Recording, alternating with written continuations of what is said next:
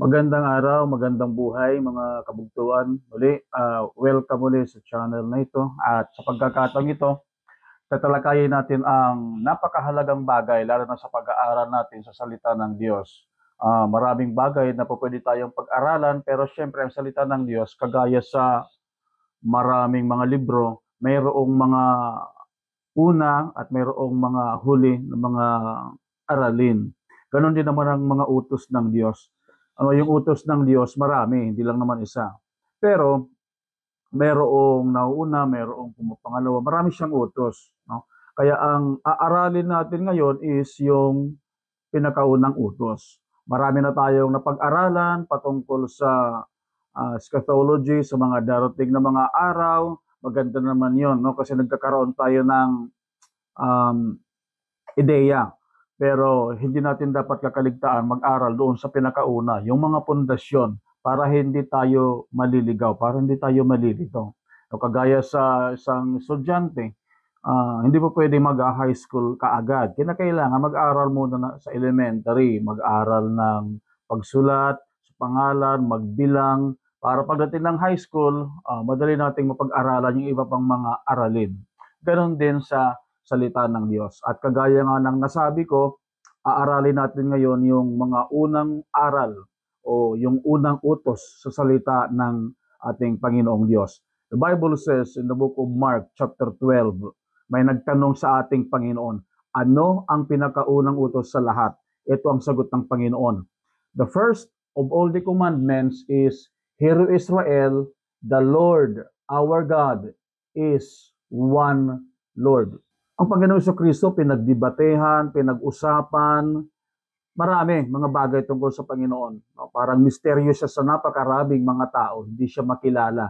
Kahit ngayong kanyang mga kababayan nang siya ay pumunta, hindi nga siya nakilala kung sino ba talaga siya. And so therefore ngayon mga kapatid, aaralin natin kung sino ang Panginoon, aaralin natin ang unang utos, aaralin natin kung paanong nagkaroon tayo ng kaligtasan, kung paano ba tayo maililigtas, no? Kasama na dyan ang pagdating ng kasalanan. Para natin maintindihan yan, magsisimula tayo syempre doon sa pinakasimula. Magsisimula tayo doon sa Book of Genesis kasi nandoon lahat. Pagbabasahin natin yung Book of Genesis, makikita natin doon ang mga simula ng mga bagay-bagay. Noong ang Panginoon ay kinausap ang tao, sa lahat ng puno sa hardin, pwede ninyong kainin yung bunga nito. Maliban sa puno ng pagkakaalam ng mabuti at masama.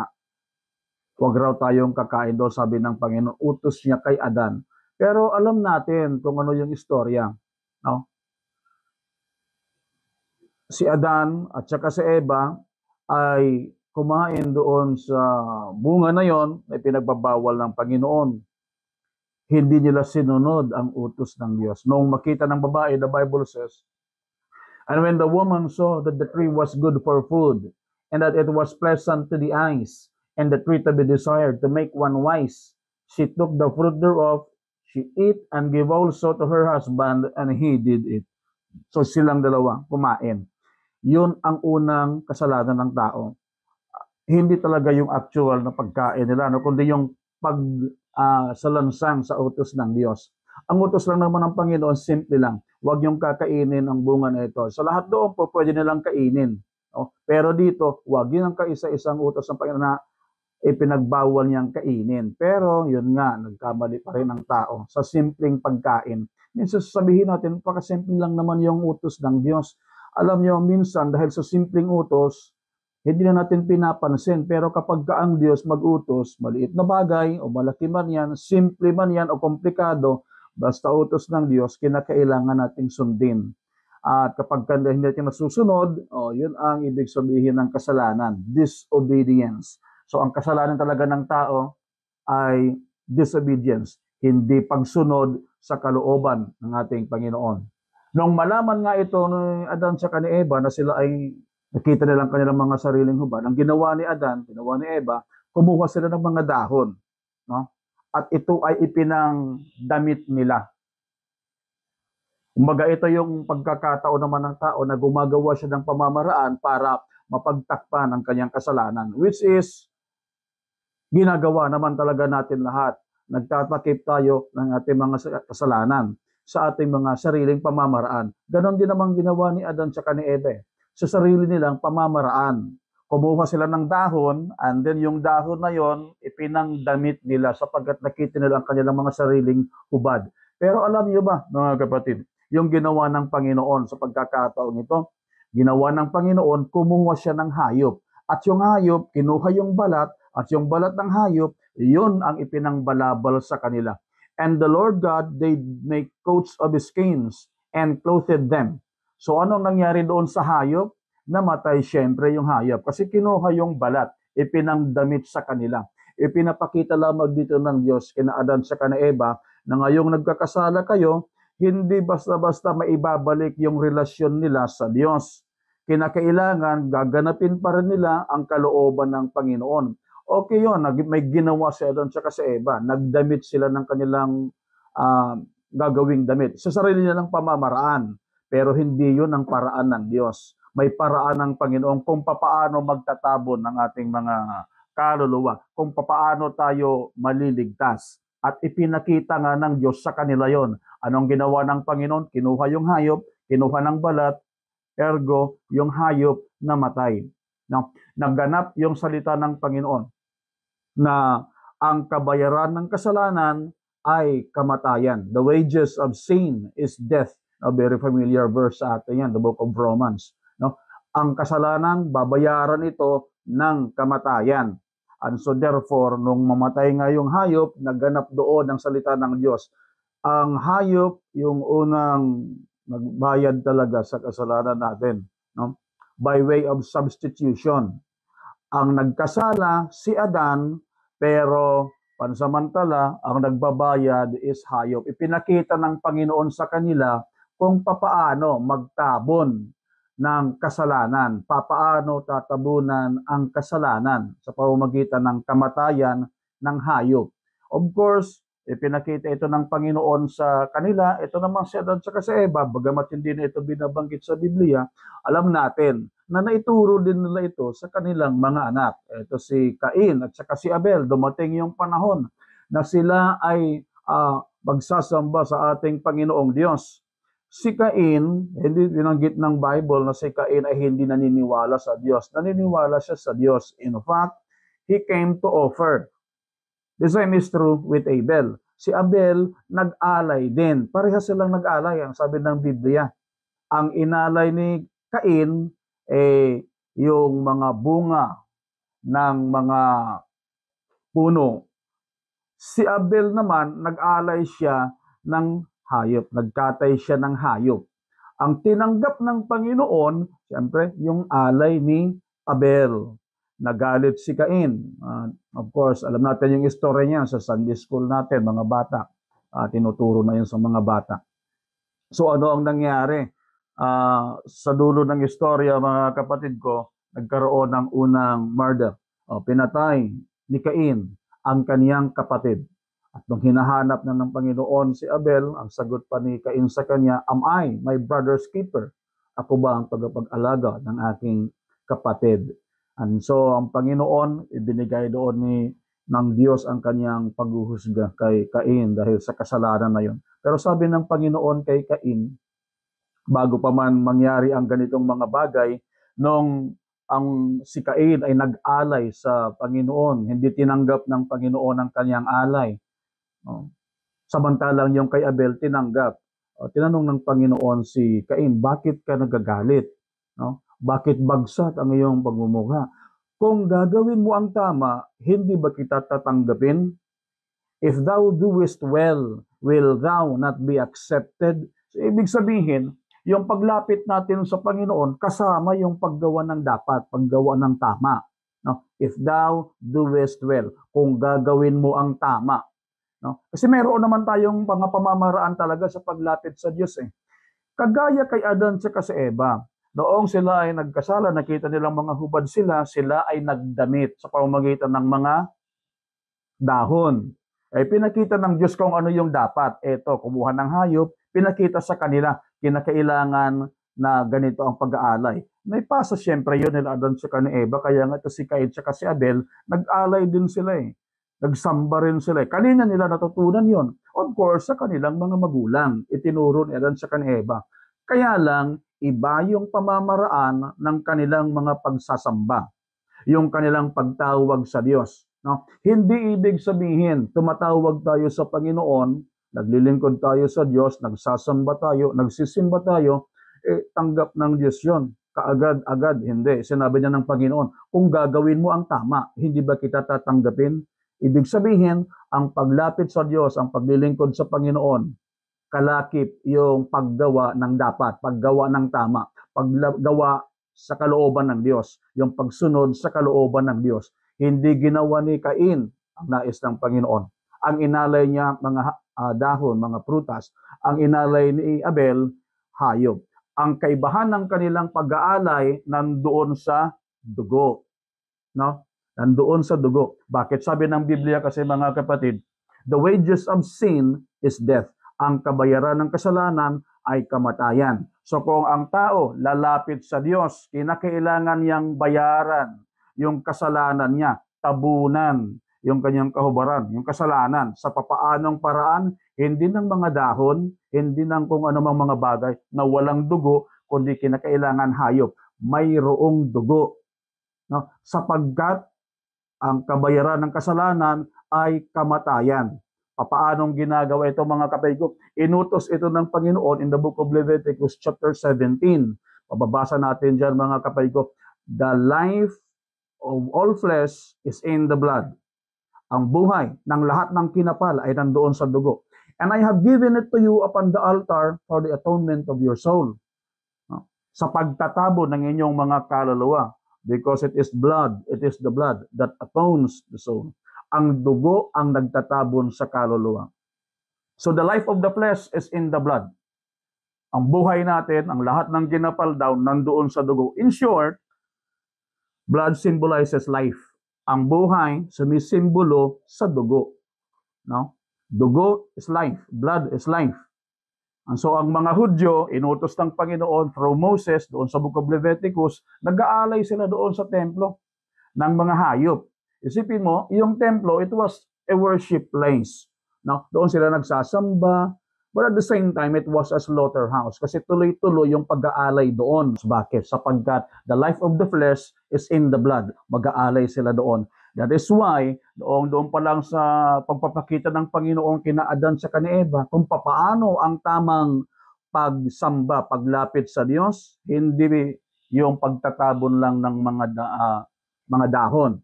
Pinakita ng Diyos yung hayop, kinuha yung balat, namatay yung hayop, tumagas yung dugo.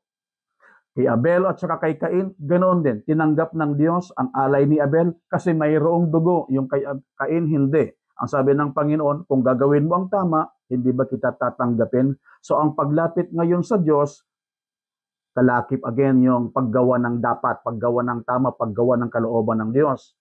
Kinakailangan may buhay na ibabayad sapagkat ang kabayaran ng kasalanan, kamatayan. Ano pa, sa papaanong paraan? Sa pag-aalay ng dugo. Sapagkat ang dugo daw ay nagtatabon sa kaluluwa. Atonement, ibig sabihin ng atonement, tinatabunan yung kasalanan. No? And so dahil may dugo ng hayop, pansamantala, hindi nakikita yung kasalanan. And so nagtutuloy-tuloy yung ginagawa ng mga Hudyo. No? Mag-aalay sila ng hayop doon sa templo para yung hayop na yun, yung dugo, yun ang kanilang temporary fix. No? Sa lahat ng mga bansa, sila lang yung inutusan ng Panginoon ng ganoon. That's how special they were. So sila mga kapatid ko ay nag-aalay ng dugo. Pero hindi ibig sabihin, yun na talaga ang kalooban ng Diyos. Yun talaga ang plano ng Diyos na hanggang sa dulo. No, it was a temporary fix. Kagaya ng sinabi ko, yung dugo ng hayop, atonement ang ginagawa. Atonement means covering. Kino-cover lang niya. Pero hindi inaalis. No? Hindi naaalis. Bagamat ang kalooban talaga ng Diyos, maalis ang kasalanan, hindi lamang tabunan. But in the meantime, dahil wala pa yung tamang alay, yun lang muna ang ginagawa nila. Nag-aalay lang muna sila ng hayop. Pero sinasabi na rin ng Biblia in the book of Hebrews chapter 10. Ito yung sinasabi ng Bible. Above when you said sacrifice and offering and burnt offerings, For sin you would not, neither had pleasure therein, which are offered by the law. Bagamat nag-aalay sila doon, pero hindi ibig sabihin mayroong pagkalugod ang Diyos doon. No? As kagaya ng sinasabi ko, it was a temporary fix. It was therefore necessary, the Bible says, that the patterns of things in the heaven should be purified with this, but the heavenly things themselves with better sacrifices. No? The key word is better sacrifices. No? It was necessary therefore sa lahat ng mga bagay na malinis ito sa pamagitan ng dugo, no? Through blood. But the heavenly things themselves with better sacrifices. Ang dugo talaga ang ginagamit noon para sa pag-aalay, paglilinis, pero doon sa mga divine things, makalangit na mga bagay, better sacrifice. Hindi, ang hinihingi ng Panginoon, mas mainam na mga alay. Of course, ang may kasalanan dito, yung tao. So kung ang tao ang nagkasala at ang pagbayad ng kasalanan ay kamatayan, sino ang magbabayad? Siyempre, hindi dapat hayop kasi mas mababang uri siya. No? Hinihingi nga ng Panginoon, better sacrifice, mas mainam na alay. So sino naman ang tao na masasabi, ako na lang ang magbabayad sa kasalanan ko? Na, wala. Kasi sabi ng Biblia, all have sinned and come short of the glory of God. Lahat ay nagkasala. So therefore, kung lahat magkasalanan, walang makakapagbayad kasi lahat walang dugong malinis. No? Walang dugong malinis. That is why the Lord allowed the sacrifices of animals, the killing of animals, no? During those times to temporarily fix the problem. Pero doon sa mga pag-aalay na yon, hindi talaga yon ang talagang kalooban niya. Meron talaga siyang nais, maalis ang kasalanan. At ang pag-aalis ng kasalanan, the Bible says, without the shedding of blood, there is no remission of sins. The only way sins can be remitted is through the offering of blood. Sa pamamagitan ng dugo. Kung walang pagbubuhos ng dugo, hindi maaalis, hindi mawawala ang kasalanan. And so, bagamat ginagawa nila yon, hindi talagang maalis ng dugo ng hayop ang kasalanan ng tao. Tinatabunan lang niya. Bagamat ang kalooban ng Diyos alisin. At dahil wala namang tao na po pwedeng magbayad, sabi ng Bible, all have sinned, lahat ay nagkasala, sino pala ang magbabayad sa atin? So parang hopeless case. Parang wala na tayong pag-asa. Pagka ganoon, hindi pala pwede ang hayop na mag-alis ng kasalanan. Tayo hindi rin naman po pwede. At higit sa lahat, sinabi ng Panginoon, better sacrifice. So papaano maaalis ang kasalanan? May plano na ang Diyos dyan. Sinabi na ng Panginoon yan in the book of Isaiah. No? Isaiah chapter 43. This is what the Bible says. Even I, am the Lord. Even I am Jehovah. The Lord means Jehovah. Ako nga si Jehovah. Maliban sa akin, wala nang ibang tagapagligtas. I am the Lord, and besides me, there is no Savior. No? Wala na raw ibang tagapagligtas maliban kay Jehovah. Kung meron man magliligtas sa atin, si Jehovah. Siya ang nagsabi noon, si Yahweh. No? At alam natin, sa yung Yahweh, yung Jehovah, ito yung nag-iisang Diyos. No? Kasi iisa lang naman ang Diyos na sinasamba ng mga Hudyo noon. At ang nag-iisang Diyos na ito, nagpakilala sa kanya sa iba't ibang mga pangalan. Jehovah Rapha, Jehovah Chidkino, Jehovah Jireh, I am, El Shaddai, marami siyang pangalan. Siya raw ang tagapagligtas, wala nang iba. At hindi siya nagkamali lang dyan sapagkat inulit niya yung mga pananalita na yan. In the book of Isaiah, chapter 45, this is again what the Bible says. Till thee and bring them near, yea, let them take counsel together. Who has declared this from ancient time? Who has told it from that time? Have not I, the Lord, have not I, Jehovah, and there is no God else, a just God and a Savior, isang ganap na Diyos at tagapagligtas, wala nang iba. So hindi siya nagkamali nung sinabi niya sa Isaiah chapter 43 na siya lang ang tagapagligtas, si Jehovah, wala nang iba. Inulit siya ulit yun, isang ganap na Diyos at ang tagapagligtas, wala nang iba. Therefore, si Jehovah ang tagapagligtas. Yahweh is the Savior.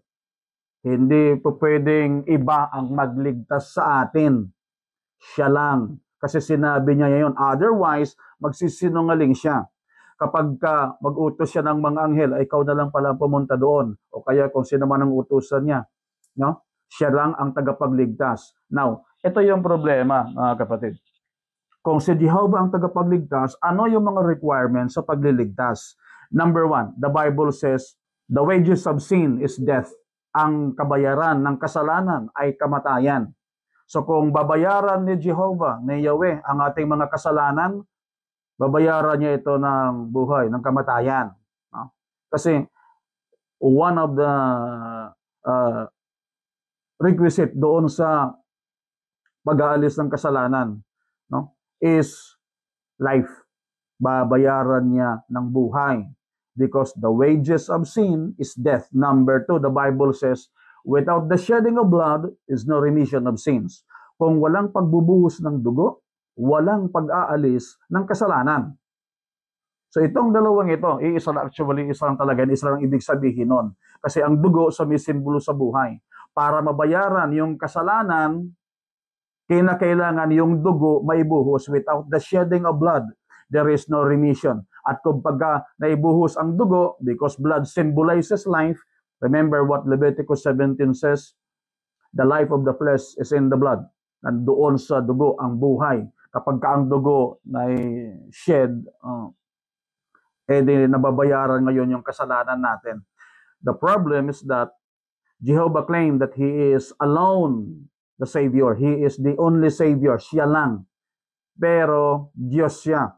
Paano niya mababayaran ng buhay ang ating mga kasalanan when the Word of God requires life, requires death para mabayaran yung kasalanan. Number two, the shedding of blood. Of course, ang Diyos ay Espiritu. Sabi ng Panginoon, sinabi niya yan. God is a Spirit. Sabi ng Panginoong Kristo. And then, inelaborate pa nga rin niya yan. Noong nagkita sila doon, mga kapatid ko, sinabi niya sa mga disciples, handle me and see. For the design. For the Spirit has no flesh and bones. Ang Espiritu, walang laman.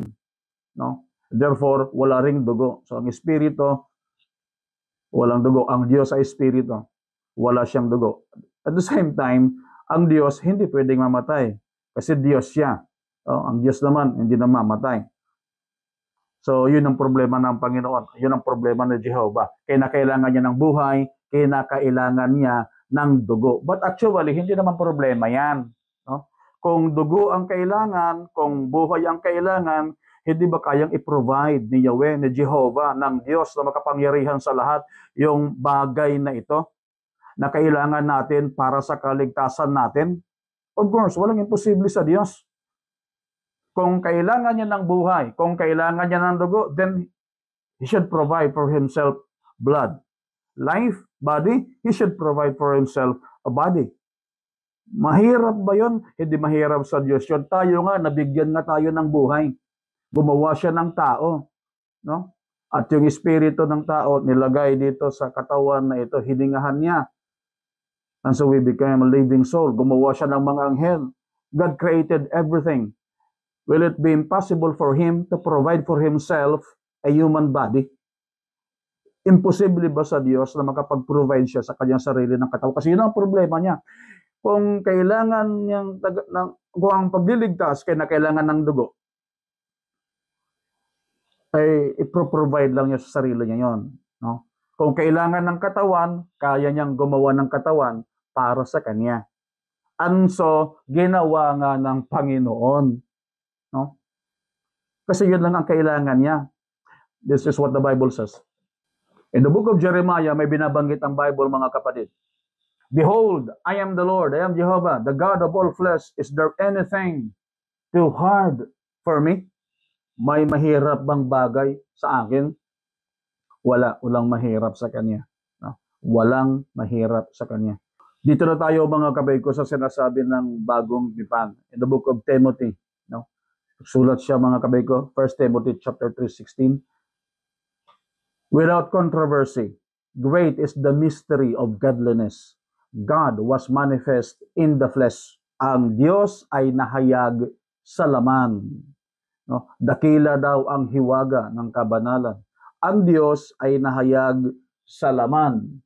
God was manifest in the flesh, justified in the spirit, seen of angels, preached unto the Gentiles, believe on in the world, receive up into glory. Sino yon? Sino yung Diyos na nahayag sa laman? Ipinangaral sa sanlibutan, tinanggap sa kaluwalhatian. Lagi ba yung kundi ang ating Panginoon, mga kapatid? For in Him dwells all the fullness of the Godhead bodily. Kaya dumating ang Panginoong Jesucristo. No? When Jesus Christ came, hindi siya nakilala ng mga Hudyo, hindi siya nakilala ng mga tao. Na ito na ang Panginoon, dumating na. Coming to save His people from their sins. Sapagkat kinakailangan lang ng Jehovah ng katawan, kinakailangan lang niya ng dugo. And so He came down. Siya, the Bible says, and the Word was made flesh. At ang berbo ay nagkatawang tao. Sa ibang salin, mga kapatid ko. In the beginning was the Word, and the Word was with God, and the Word was God. Yung berbo, yung salita, mga kapatid ko, ay Diyos. Yung salita na yun, nasa pasimula, nandoon. Siya yung nagsabing, let there be light, and there was light. He speaks, ang sasalita, mga kapatid ko, and nagkakaroon. And then, verse 14 ng John chapter 1, sabi ng Biblia, the Word was made flesh. Yung salita, ang berbo, ay nagkatawang tao. Bakit siya nagkatawang tao? Yung salita na Diyos, bakit nagkatawang tao? Sapagkat ginaganap lang ni Jehovah, ni Yahweh, ang kaniyang pangako, ang kaniyang salita, na maliban sa kanya, wala nang ibang tagapagligtas. Hindi siya pwedeng mag-utos ng iba. Otherwise, pinapasinungalingan niya ang kanyang sarili. Nasasabihin niya, anghel, nagkamali pala ako, hindi pala ako pwedeng, wala pala akong dugo. No, he cannot do that. He cannot send anybody. He has to send himself.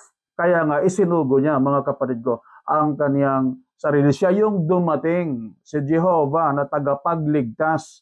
Yun ang ibig sabihin ng pangalang Jesus sa Tagalog, Jesus sa English. Pero ang ibig sabihin noon, Yahuwah, Savior. Yehoshua. Yeshua. Oh. Ang ibig sabihin lang noon, Jehovah, Savior. Nasa maraming panahon, nagpakilala siyang Jehovah Rapha, Jehovah Chidkino, Jehovah Nisi. Depende kung ano yung ginagawa niya. Kung siya ay nagpapagaling, yun ang pangalan niya, Jehovah Rapha. Kung siya ay nagpapala, Jehovah Jireh. Ngayon, nung siya ay nagligtas, ang pangalan niya ay Jehovah Shoah, Yehoshua, Joshua, or Jesus sa English natin. Pero ang ibig sabihin lang noon, Jehovah Salvation. Siya yung dumating, si Jehovah, na nagliligtas. Bakit siya gagawin yon? Kasi kinakailangan niyang gampanan yung kanyang pinangako na maliban sa kanya, ako si Jehovah, maliban sa akin, wala nang ibang tagapagligtas. And so, ginawa niya. At the Bible says, all the fullness of the Godhead dwells in Him bodily. He was the God who was manifest in the flesh. Siya yung Diyos na nahayag sa laman. Ang lahat ng kapuspusan, ng pagka-Diyos, no? All, hindi lang some. Fullness, hindi part. The Bible says all the fullness. Hindi sinabi ng Bible, some part of the Godhead. All the fullness of the Godhead dwells in Him, in Jesus Christ, bodily, sa katawan. Kasi kailangan niya ng katawan. No? At yung katawan na yon, this time, Jehovah can provide the necessary blood. Blood that is even better than the blood of Adam. Kasi nagkasala, marumi na yung dugo natin, si Adan. Pero ito, walang kasalanan. Mas mainam na alay. And He can provide now life that is required by the law, na hinihingi ng salita, ang buhay. And so yung katawan na yon become the sacrificial offering, the ultimate offering. The very reason why Jesus came was for Him to be crucified in a cross on the stake and died and be buried. Nangyari sa Panginoon yon. Bakit ginawa niya yon? Because He was providing the means by which we can be saved. yung kaligtasan na hinihingi ng salita ng Diyos na i-provide sa pamamagitan ng katawan na yon. And so when he came, not everyone recognized him. He was not even recognized by the Jewish people. Because they were waiting for a Messiah who was a warrior Messiah, a leader. But when they look at Jesus Christ, a humble servant, they all stumbled. No? Natisod sila doon. Hindi nila natanggap ang Panginoon. Pero he is coming again, not as the suffering Messiah, but a conquering Messiah. Yung hinihintay nila saka pa lamang darating. Pero sa atin, dumating na siya noon. He is going back again to take his bride, to take his people. Yun ang hinihintay natin. Pero ang pinakabuo ng ating pinag-aralan ngayon ay si Jesus, ang Yahweh, ang Jehovah na nagkatawang tao. When Jesus came, tinanong siya, babalik tayo doon sa verse na binasa ko kanina. Dumating yung escriba, nagtanong sa kanya, which is the first commandment of all? Ang sabi ng Panginoon, the first of all the commandment is, hear, O Israel, the Lord our God is one Lord. So yun ang sabi ng Panginoon, yung una sa lahat ng utos ay, dinggin mo, ang Panginoon mong Diyos ay isang Panginoon, isa lang. Now that was a quotation from the Old Testament in the book of Deuteronomy chapter 6 verse 4. Yun din yung sinasabi doon. Hear Israel, the Lord our God is one Lord. Yun ang kaibahan ng mga Hudyo.